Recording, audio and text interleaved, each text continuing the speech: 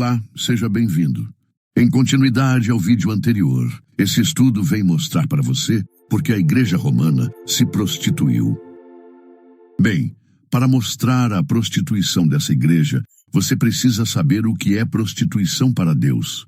A Bíblia inteira, de Gênesis a Apocalipse, mostra que a prostituição é a desobediência à lei de Deus, tornando o homem infiel, o que podemos comprovar claramente em Oséias, que diz assim: E disse o Senhor a Oséias: Vai, toma por esposa uma mulher de prostituições, e tenha filhos de prostituição, porque a terra se prostituiu, apartando-se do Senhor. Ou seja, Deus estava falando que as pessoas se afastaram dele e não estavam obedecendo à sua lei, e que isso é prostituição.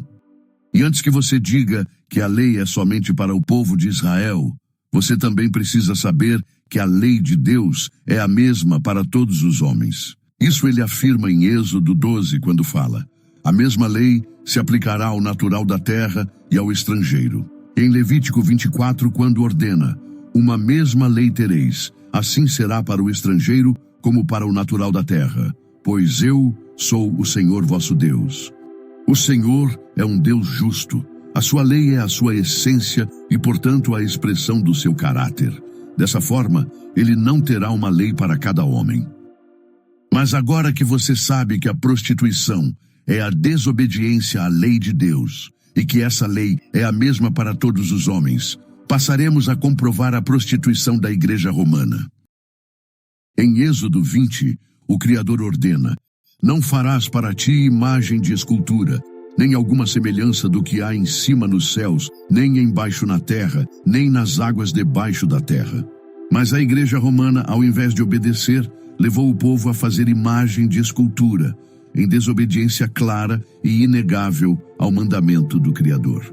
Veja que o verbo usado foi fazer, que é o mesmo que construir. Assim, quando a pessoa faz a imagem, ela já desobedeceu o mandamento. Na prática, o que a Igreja Romana fez realmente?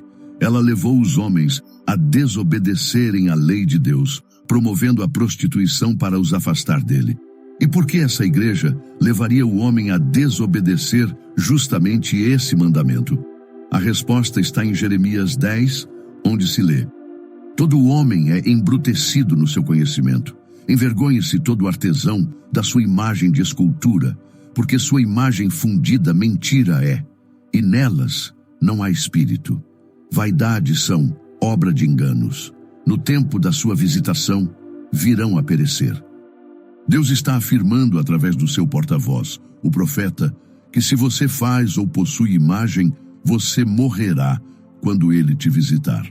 Foi isso que a Igreja Romana fez quando te levou a aceitar imagens, garantindo assim a sua morte. Em Êxodo 20 está escrito: lembra-te do dia do sábado para o santificar.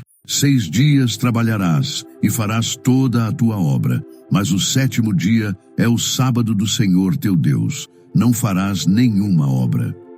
Aqui está claro que o dia santo é o sábado, pois o próprio Deus vivo o santificou porque descansou nesse dia. A própria palavra sábado em hebraico é Shabat, que significa descanso. Portanto, santificar o sábado é honrar a Deus como Criador, fazendo assim também uma sombra do que está por vir, pois o descanso no sábado simboliza a ressurreição. E para quem ainda tem alguma dúvida sobre o santo dia do Senhor, o livro de Isaías lança luz sobre as trevas quando diz: se desviares o teu pé de profanar o sábado e fazeres a tua vontade no meu santo dia, e chamares ao sábado deleitoso, e santo dia do Senhor digno de honra, e o honrares, não seguindo os teus caminhos, nem pretendendo fazer a tua própria vontade, nem falares as tuas próprias palavras, então te deleitarás no Senhor teu Deus. E novamente, a Igreja Romana, ao invés de obedecer à lei de Deus, foi mudar o dia santo para o domingo através do Edito de Constantino, no qual ordena que todos descansem no venerável dia do sol, o domingo, fazendo você deixar de honrar a Deus como Criador e honrar uma criatura de Deus, o sol. Dessa forma, impediu você de se deleitar no Senhor e de fazer a sombra do que está por vir e herdar o paraíso, garantindo mais uma vez a sua morte. Também está escrito em Mateus 6:7, e orando vós, não fiqueis repetindo palavras como fazem os pagãos, que pensam que por muito repetir serão ouvidos. Então, mais uma vez a Igreja Romana faz o contrário do que Deus pede, entregando 1/3 na mão dos homens e fazendo todo católico passar por pagão diante de Deus. Jesus é sempre muito claro e jamais fala uma coisa querendo dizer outra. A repetição de palavras em uma oração é característica do mantra, que é um tipo de oração pagã e significa controle da mente.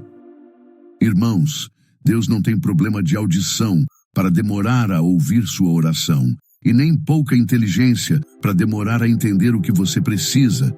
Isso, o próprio Jesus afirma na mesma passagem bíblica quando diz: Deus já sabe o que você precisa antes que você peça. Mas e o Pai Nosso?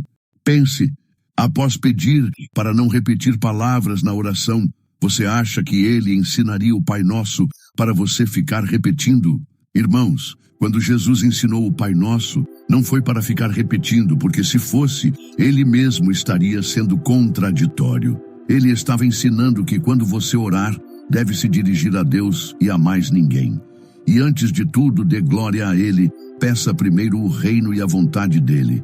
Depois peça o necessário como o pão de cada dia. Peça perdão e perdoe quem ofendeu você. E finalizando a oração, peça livramento contra as tentações e contra todo o mal. Agora pense novamente. Em João 7,16, Jesus afirma que a sua doutrina não é dele mesmo, mas de Deus. Depois, em Mateus 6, ele pede para não ficar repetindo palavras na oração. Logo, a doutrina de Jesus não sendo dele mesmo, mas de Deus, é evidente que é Deus que é contra a repetição de palavras na oração. Portanto, se a Maria repetisse palavras na oração, além de desobediente, ela seria como uma pagã diante de Deus e jamais teria sido escolhida por ele.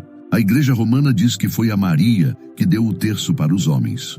Mas na Bíblia não existe a menor insinuação de que a Maria tinha um rosário. Essa mentira é apenas a forma que a Igreja Romana encontrou para manter seus costumes pagãos e garantir que você passe por pagão diante de Deus. Mas para que você conheça a verdade e aprenda a orar de forma correta ao Senhor, em Joel 2,13, o próprio Deus vivo nos ensina a orar da forma correta e agradável a Ele quando diz: E rasgai o vosso coração e não as vossas vestes, e convertei-vos ao Senhor vosso Deus, porque Ele é misericordioso e compassivo e tardio em ira e grande em benignidade e se arrepende do mal. Mas para que esse vídeo não fique muito longo, no próximo vídeo continuaremos a comprovar a prostituição da Igreja Romana. E se você aceita a palavra de Deus, compartilhe esse vídeo, se inscreva no canal e deixe seu like.